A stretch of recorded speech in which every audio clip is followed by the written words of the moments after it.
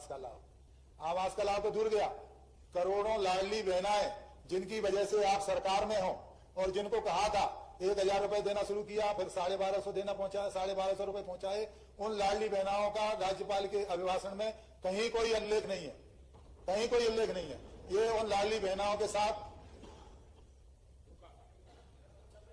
धोखा,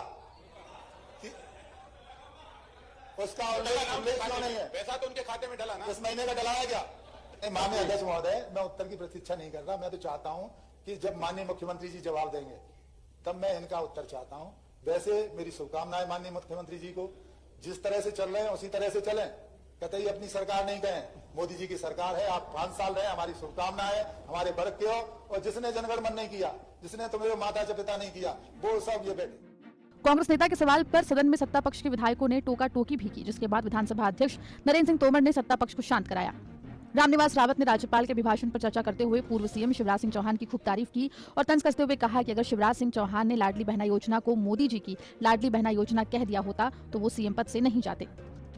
तो क्या लाडली बहनाएं प्रदेश की जिनकी वजह से सरकार आई, असल में गलती शिवराज सिंह जी से हो गई। मोदी जी की लाडली बहना कहते तो शायद वो नहीं हटते, लेकिन उन्होंने मेरी लाडली बहना, मेरे भांजे भांजी, मेरी सरकार। तो मैं माननीय अध्यक्ष महोदय, जिसकी वजह से ये सरकार आई, उनके साथ वादा खिलाफी न हो, अपने उत्तर में कहें क्या इस योजना को लागू करें, चालू रखेंगे और क्या लाडली बहनाओं को 3,000 रुपए तक राशि मुहैया कराएंगे। मैं माननीय अध्यक्ष महोदय केवल ये पूछ, परिवार का कार्यकर्ता जिनको उठा करके कहां से कहां पहुंचाते ये नरेंद्र मोदी जी कर सकते हैं। जोरदार तालियां नरेंद्र मोदी जी के लिए बजाइए। भारतीय जनता पार्टी की सरकार में हो सकता है। और अपना रीवा तो आप तो चारों उंगली घी में और सिर कढ़ाई में, मेरे साथ तो डबल है। आपका उप मुख्यमंत्री भी अपने रीवा के और आपके दामाद भी रीवा के, कितना ज्यादा आनंद आया इस बात के लिए। और बचा कुचा थोड़ी बहुत कसर अगर थी तो पहली बार वाले विधायक दोनों बहनें भी आपकी रीवा अंचल की। जोरदार तालियां बजाएं राधा सिंह जी के, प्रतिभा जी के लिए। हमारे यहां पद का महत्व नहीं है, व्यवस्था में कार्यकर्ताओं को प्रशिक्षित करने का महत्व है। और इसी कारण से लोकतंत्र जिंदा किस बात के लिए होता है? लोकतंत्र की लंबी लड़ाई में अमर शहीद क्रांतिकारियों ने अपने बलिदान दिया है, अपने आत्म आहुतियां दी है।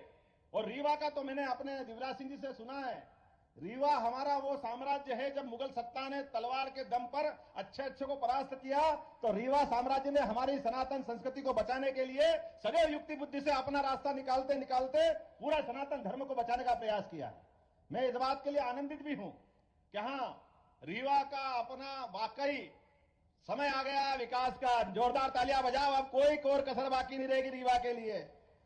हमने अपने काम के आधार पर यशस्वी मुख्यमंत्री से शिवराज सिंह जी चौहान पूर्ववर्ती मुख्यमंत्री ने जब अपने विकास के कारवां को बढ़ाया यशस्वी नरेंद्र मोदी जी के नेतृत्व में, तो हमने पुनः संकल्प लिया कि आपने जहां तक बढ़ाया है हम उससे 4 गुना आगे ले जाने के लिए संकल्पित है। इसलिए आपकी कोई योजना, किसी प्रकार के विकास के काम को बगैर बंद किए और नए नए कीर्तिमान बनाएंगे, नई नई ऊंचाइयों पे ले जाएंगे।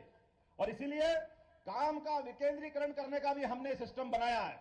सरकार को वल्लभ भवन से उठा करके संभाग तक और संभाग से जिले तक और जिले के बाद विधानसभा के अपने कार्यकर्ताओं के माध्यम से विकास के लिए गली गली, मोहल्ले मोहल्ले, हर जगह दरकार जहां रहेगी वहां तक विकास के आयाम को ले जाया जाएगा। और ये यशस्वी प्रधानमंत्री की सरकार है जिनने आह्वान किया कि हम सरकार में आए तो ये तमाम प्रकार के, जाना कितने प्रकार के षड्यंत्र होते सरकार बनाने के लिए। और उन्होंने कहा कि हमारे पास केवल 4 जातियां हैं, वो 4 जातियां में किसान, महिला, युवा, ये जो उनका अपना समीकरण है। पता नहीं कैसे महान कहा हुआ उनको, लेकिन वो ऐसी बड़ी सत्ता से लड़ने के लिए जिस प्रकार से उनने युद्ध लड़े, और तो और युक्ति बुद्धि से भी एक एक घटना उनकी कितनी अलग प्रकार की है। अकबर को लगा कि गोंडवाना पे कब्जा करना है, तो चालाकी से कूटनीति के माध्यम से एक सोने का पिंजरा भेजा और सोने के पिंजरे में तोता रख दिया। और यह संदेश था कि आप मेरी अधिसत्ता स्वीकार कर ले तो मैं आपके राज्य पे कोई आक्रमण नहीं करूंगा। लेकिन रानी दुर्गावती, उन्होंने अपना जीवन का प्रत्येक क्षण देशभक्ति के लिए जिया है। इसलिए उन्होंने संकल्प किया कि अकबर, तुम कितने भी ताकतवर क्यों नहीं हो, लेकिन भारत की नारियों को डरा नहीं सकते, दबा नहीं सकते, उनकी देशभक्ति पे प्रश्न नहीं खड़ा कर सकते। उन्होंने भी सोने का अपना थाल बनाया और सोने के थाल में एक हथियार भेजा। उन्होंने कहा ये नारिया इस हथियार की प्रतीक है, ये मर जाएगी लेकिन तेरे आगे झुकेगी नहीं। ऐसा अप्रतिम और अपना कूटनीति के माध्यम से जवाब देने का काम किसी ने किया है तो रानी दुर्गावती ने किया है। और हम सबको मालूम है उनका वो आखिरी युद्ध, जिस युद्ध में उस समय के काल के प्रवाह में पहली बार तोपों का प्रयोग किया गया। उसके पहले तोप नहीं थी, लेकिन उस समय हाथियों से, घोड़ों से, तमाम प्रकार के युद्ध के